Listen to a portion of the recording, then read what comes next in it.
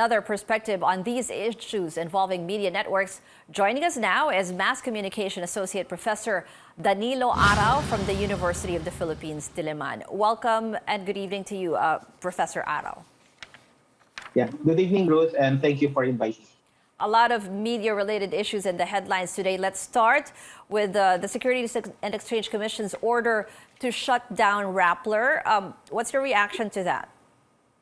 It's clearly an attack on press freedom. Let me clarify that the SEC order is basically an affirmation of its earlier decision to revoke the certificates of incorporation of Rappler Holdings and Rappler, the news media organization.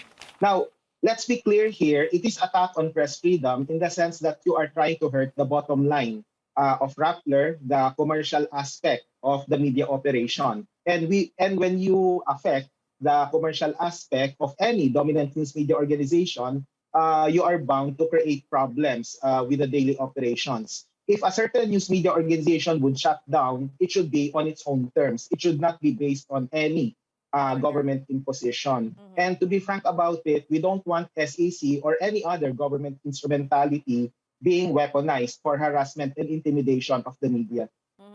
And in the past years, Rappler is known to be has been known to be a critic of the administration and has been facing a number of challenges. Tas parang nagpapatuloy pa rin po itong what you're calling as attack on press freedom. So, asa na kaya what can you make out of this situation right now? It's not just about Rappler, Ruth. You're right.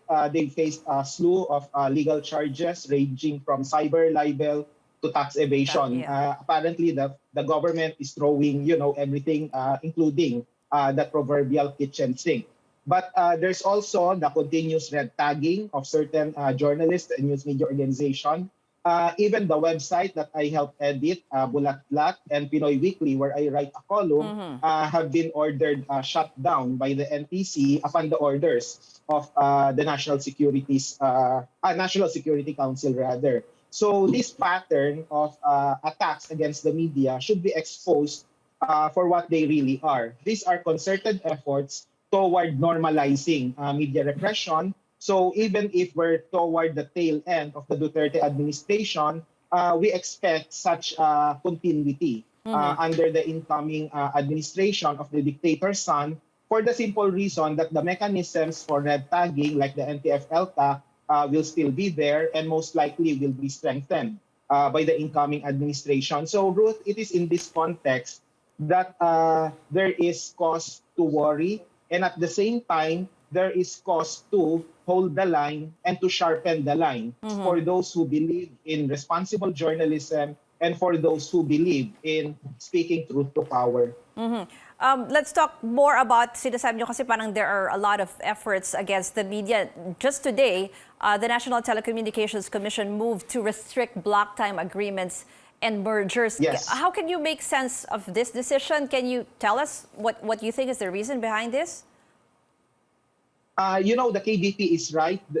NTC has no jurisdiction over media content.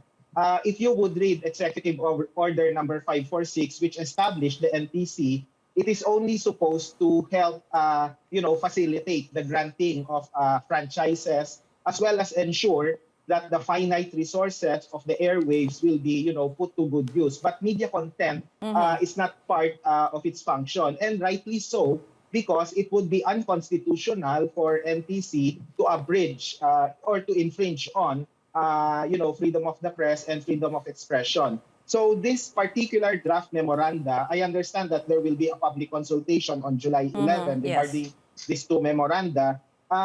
This send a chilling effect because, again, just like the blocking of 27 websites accused of having terrorist links, there is no due process observed in coming up with such draft memoranda. The proper way to do it would be to call for a meeting, give them the draft, and then ask them what they think about it. We don't want a situation where you have certain government agencies already imposing certain policies, and then the consultations will follow later. I mean, we cannot put the cart before the horse, so to speak. And then talking about all these moves against the media, how do you see, we're going to welcome the new administration tomorrow with the new president formally holding office by June 30th, 12 noon, no? How do you see the direction of, the journalism in the country? You were saying normalizing media repression, a chilling effect. What's the future like? The challenge for us is to make sure that tomorrow will be June 30, 2022, and not September 21, 1972 all over again. We don't want a time warp to the past, and we have to make sure that we will hold the line and to sharpen the line and fight any moves to repress the media. If the powers that be would want to institutionalize repression, we will hold the line and we will fight back. And just for the record, it is the ethical obligation of all journalists to uphold the highest standards of journalism and to fight for press freedom at times when it is under attack. And of course, given the pattern of the Duterte administration's maneuverings, as well as his recent statement that he really wanted ABS-CBN to be shut down 2 years ago, then it's all the more pressing reason for all of us to really be more vigilant with the incoming Marcos administration. There is no room for complacency, but there is a lot of room for fighting back and for pushing back. Siguro for my last question, Professor, what's your message maybe to our fellow citizens, outside of journalism, no, na why should they be concerned about these events, these instances against what you're calling media attacks? Yeah, please allow me to speak in Filipino.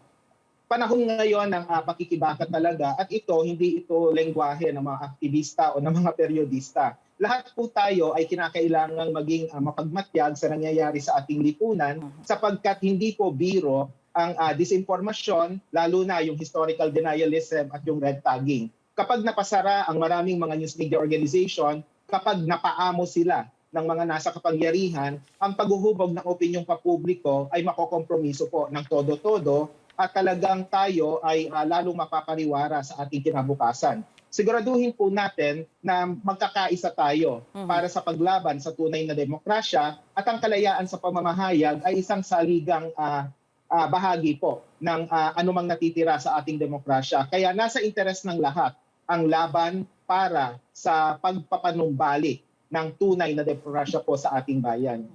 Maraming pong salamat, UP Mass Communication Associate Professor Danilo Arao.